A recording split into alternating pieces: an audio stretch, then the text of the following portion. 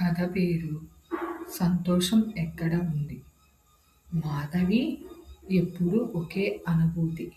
నేను పూర్తిగా సంతోషంగా లేను. కొత్త ఫోన్ కొంటే కొద్దిసేపే ఆనందం. కొత్త బట్టలు కొంటే 2 రోజుల తర్వాత మళ్ళీ ఖాళీగా అనిపించేది.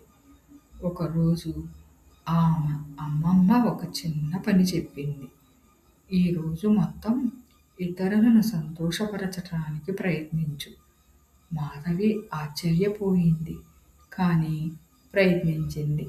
బస్సులో ఒక వృద్ధురాలికి సీటు ఇచ్చింది. స్నేహితురాలికి హోంవర్క్లో సహాయం చేసింది. ఇంట్లో అమ్మకు పనిలో తోడ్పడింది.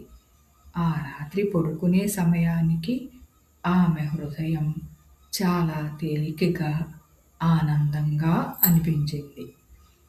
అమ్మమ్మ నవ్వుతూ చెప్పింది, సంతోషం కొనేది కాదు, పంచితే పెరుగుతుంది. మాధవి అర్థం చేసుకుంది.